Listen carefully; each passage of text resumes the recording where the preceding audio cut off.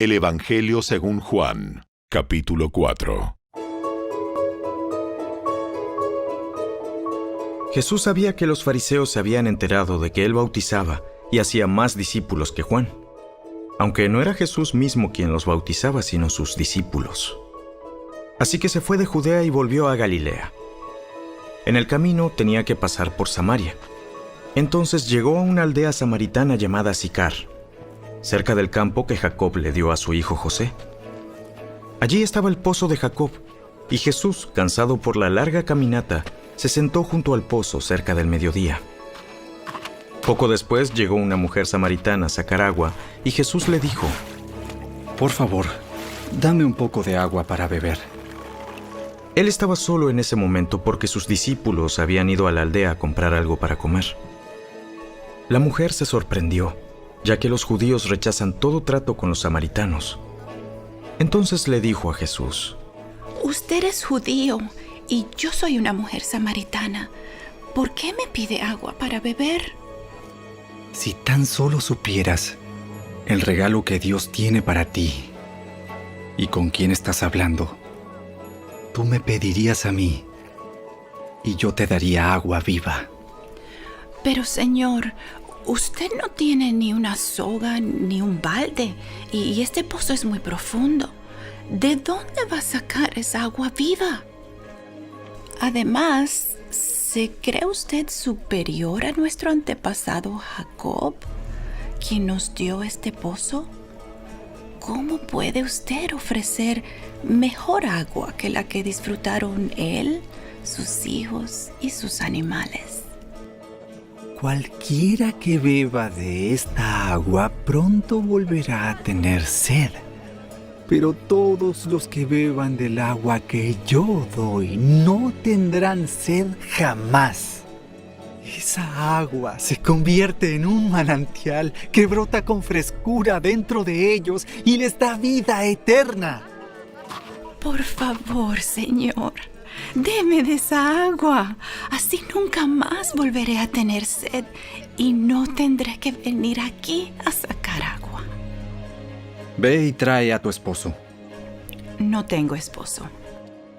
Es cierto, no tienes esposo, porque has tenido 5 esposos y ni siquiera estás casada con el hombre con el que ahora vives. Ciertamente dijiste la verdad. Señor, seguro que usted es profeta. Así que dígame, ¿por qué ustedes, los judíos, insisten en que Jerusalén es el único lugar donde se debe adorar, mientras que nosotros, los samaritanos, afirmamos que es aquí, en el monte Gerizim, donde adoraron nuestros antepasados?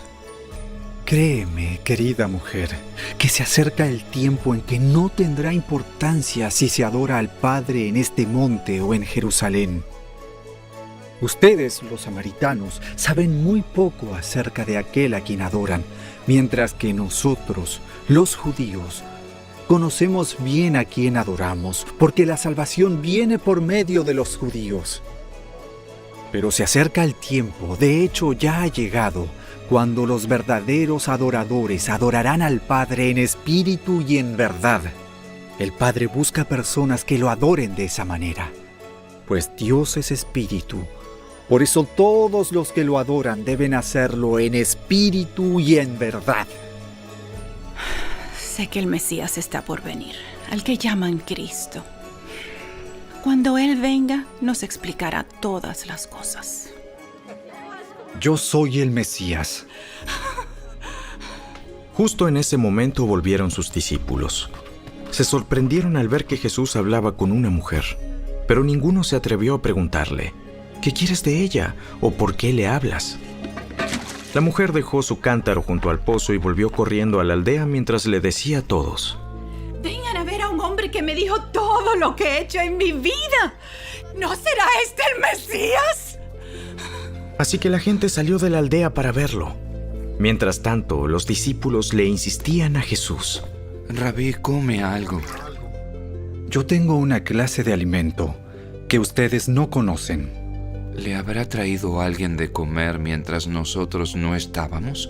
Se preguntaban los discípulos unos a otros: Entonces Jesús explicó: Mi alimento consiste en hacer la voluntad de Dios, quien me envió, y en terminar su obra. Ustedes conocen el dicho: hay 4 meses entre la siembra y la cosecha. Pero yo les digo, despierten y miren a su alrededor. Los campos ya están listos para la cosecha. A los segadores se les paga un buen salario, y los frutos que cosechan son personas que pasan a tener la vida eterna. ¡Qué alegría le espera tanto al que siembra como al que cosecha! Ya saben el dicho: uno siembra y otro cosecha. Y es cierto, yo los envié a ustedes a cosechar donde no sembraron. Otros ya habían hecho el trabajo, y ahora a ustedes les toca levantar la cosecha. Muchos samaritanos de esa aldea creyeron en Jesús, porque la mujer había dicho: Él me dijo todo lo que hice en mi vida. Cuando salieron a verlo, le rogaron que se quedara en la aldea. Así que Jesús se quedó 2 días, tiempo suficiente para que muchos más escucharan su mensaje y creyeran. Luego le dijeron a la mujer: Ahora creemos, no solo por lo que tú nos dijiste, sino porque lo hemos oído en persona. Ahora sabemos que Él es realmente el Salvador del mundo. Pasados los 2 días, Jesús siguió camino a Galilea. Él mismo había declarado que un profeta no recibe honra en su propio pueblo. Sin embargo, los galileos lo recibieron bien, porque habían estado en Jerusalén durante la celebración de la Pascua y habían visto todo lo que él hizo allí. En su paso por Galilea, Jesús llegó a Caná, donde había convertido el agua en vino. Cerca de allí, en Capernaum, había un funcionario de gobierno que tenía un hijo muy enfermo. Cuando supo que Jesús había ido de Judea a Galilea, fue a verlo y le rogó que se dirigiera a Capernaum para sanar a su hijo, quien estaba al borde de la muerte. Jesús preguntó: ¿Acaso nunca van a creer en mí a menos que vean señales milagrosas y maravillas? Señor, por favor, ven ahora mismo, antes de que mi hijito se muera. Vuelve a tu casa. Tu hijo vivirá. Y el hombre creyó lo que Jesús le dijo y emprendió el regreso a su casa. Mientras el funcionario iba en camino, algunos de sus sirvientes salieron a su encuentro con la noticia de que su hijo estaba vivo y sano. Él les preguntó a qué hora el niño había comenzado a mejorar, y ellos le contestaron: Ayer, a la 1 de la tarde, la fiebre de pronto se le fue. Entonces el padre se dio cuenta de que la sanidad había ocurrido en el mismo instante en que Jesús le había dicho: Tu hijo vivirá. Y tanto él como todos los de su casa creyeron en Jesús. Esa fue la segunda señal milagrosa que hizo Jesús en Galilea al volver de Judea.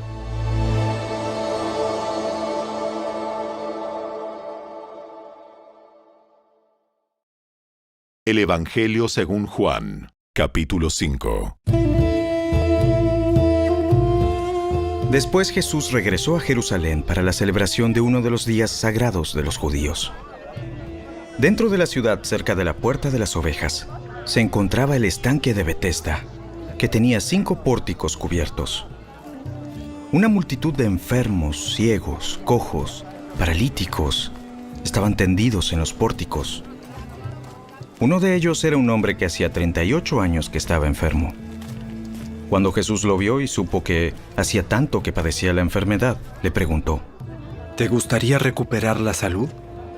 Es que no puedo, Señor, porque no tengo a nadie que me meta en el estanque cuando se agita el agua. Siempre alguien llega antes que yo. Ponte de pie, toma tu camilla y anda. Al instante el hombre quedó sano, enrolló la camilla y comenzó a caminar. Pero ese milagro sucedió el día de descanso, así que los líderes judíos protestaron. Le dijeron al hombre que había sido sanado: ¡No puedes trabajar el día de descanso! ¡La ley no te permite cargar esa camilla! El hombre que me sanó me dijo: toma tu camilla y anda. ¿Quién te dijo semejante cosa? El hombre no lo sabía, porque Jesús había desaparecido entre la multitud. Pero después, Jesús lo encontró en el templo y le dijo: Ya estás sano, así que deja de pecar, o podría sucederte algo mucho peor. Entonces el hombre fue a ver a los líderes judíos y les dijo que era Jesús quien lo había sanado. Entonces los líderes judíos comenzaron a acosar a Jesús por haber transgredido las reglas del día de descanso. Pero Jesús respondió: Mi Padre siempre trabaja, y yo también. Entonces los líderes judíos se esforzaron aún más por encontrar una forma de matarlo, pues no solo violaba el día de descanso, sino que, además, decía que Dios era su Padre, con lo cual se hacía igual a Dios. Entonces Jesús explicó: Les digo la verdad. El Hijo no puede hacer nada por su propia cuenta. Solo hace lo que ve que el Padre hace. Todo lo que hace el Padre, también lo hace el Hijo. Pues el Padre ama al Hijo y le muestra todo lo que hace. De hecho, el Padre le mostrará cómo hacer cosas más trascendentes que el sanar a ese hombre. Entonces ustedes quedarán realmente asombrados. Pues así como el Padre da vida a los que resucita de los muertos, también el Hijo da vida a quien Él quiere. Además, el Padre no juzga a nadie, sino que le ha dado al Hijo autoridad absoluta para juzgar, a fin de que todos honren al Hijo, así como honran al Padre. El que no honra al Hijo, ciertamente tampoco honra al Padre que lo envió. Les digo la verdad. Todos los que escuchan mi mensaje y creen en Dios, quien me envió, tienen vida eterna. Nunca serán condenados por sus pecados, pues ya han pasado de la muerte a la vida.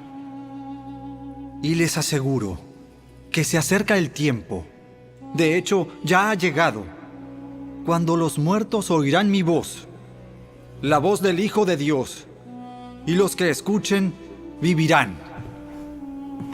El Padre tiene vida en sí mismo, y le ha entregado a su Hijo ese mismo poder de dar vida. Y le ha dado autoridad para juzgar a todos, porque es el Hijo del Hombre. No se sorprendan tanto. Ciertamente, ya se acerca el tiempo en que todos los que están en las tumbas oirán la voz del Hijo de Dios y resucitarán.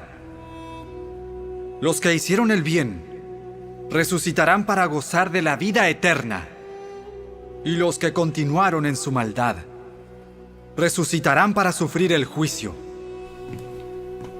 Yo no puedo hacer nada por mi propia cuenta. Juzgo según Dios me indica. Por lo tanto, mi juicio es justo, porque llevo a cabo la voluntad del que me envió y no la mía. Si yo diera testimonio en mi propio favor, mi testimonio no sería válido. Pero hay otro que también da testimonio de mí, y les aseguro que todo lo que dice acerca de mí es verdad. De hecho, ustedes enviaron a sus hombres para que escucharan a Juan el Bautista, y el testimonio que él dio acerca de mí fue cierto. Por supuesto, no necesito testigos humanos, pero digo estas cosas para que ustedes sean salvos. Juan era como una lámpara que ardía y brillaba, y ustedes se entusiasmaron con su mensaje durante un tiempo.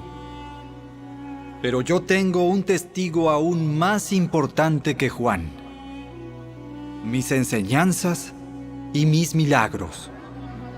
El Padre me dio estas obras para que yo las realizara, y ellas prueban que Él me envió. El Padre mismo, quien me envió, ha dado testimonio de mí, Ustedes nunca han oído su voz, ni lo han visto cara a cara, y no tienen su mensaje en el corazón, porque no creen en mí, que soy a quien el Padre les ha enviado. Ustedes estudian las Escrituras a fondo porque piensan que ellas les dan vida eterna. Pero las Escrituras me señalan a mí. Sin embargo, ustedes se niegan a venir a mí para recibir esa vida. La aprobación de ustedes no significa nada para mí, porque sé que no tienen el amor de Dios adentro. Yo he venido en nombre de mi Padre, y ustedes me han rechazado. Sin embargo, si otros vienen en su propio nombre, ustedes los reciben con gusto.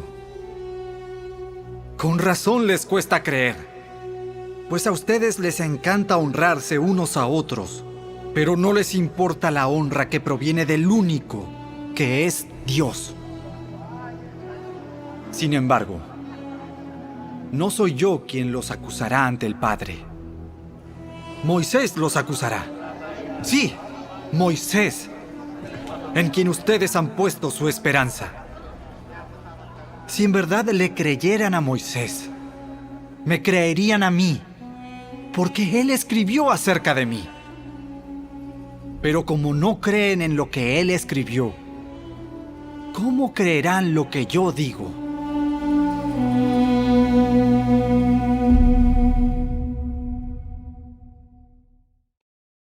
El Evangelio según Juan, capítulo 6.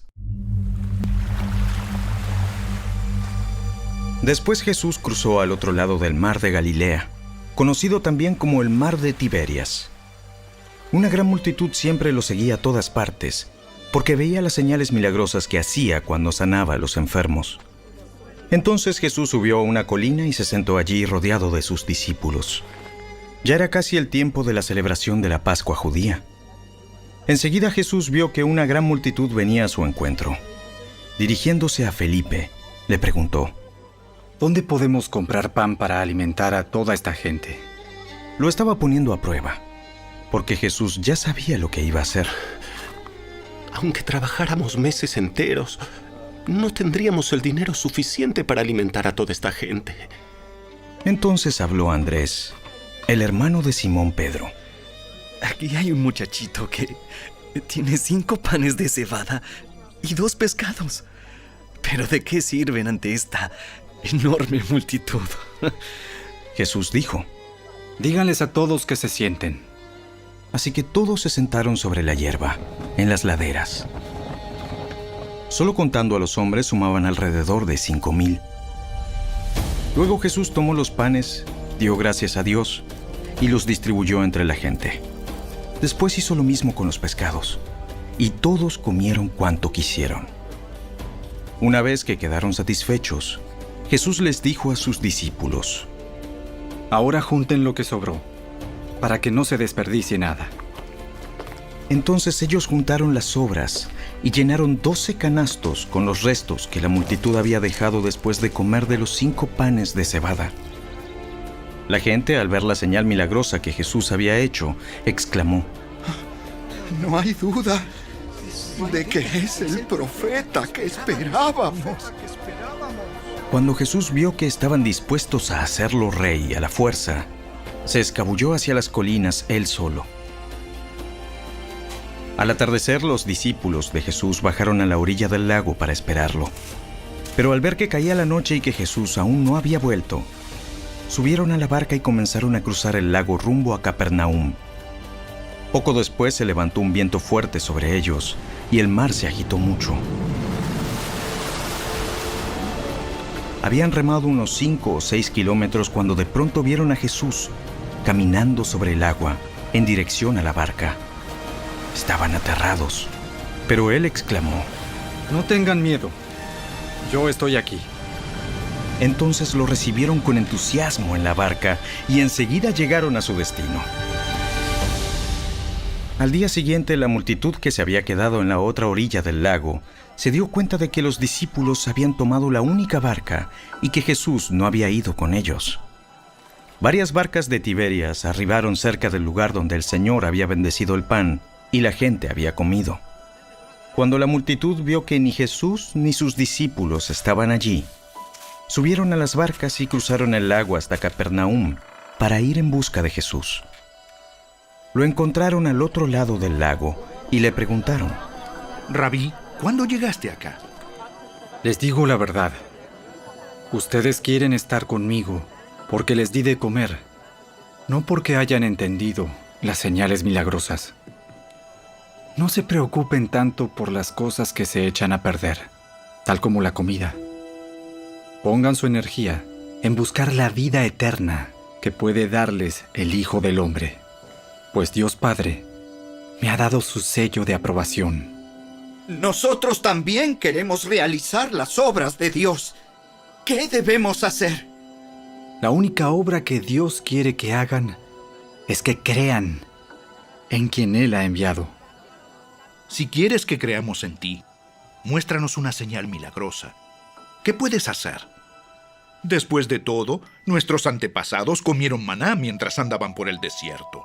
Las Escrituras dicen: Moisés les dio de comer pan del cielo. Les digo la verdad. No fue Moisés quien les dio el pan del cielo. Fue mi Padre. Y ahora Él les ofrece el verdadero pan del cielo. Pues el verdadero pan de Dios es el que desciende del cielo y da vida al mundo. Señor, danos ese pan todos los días.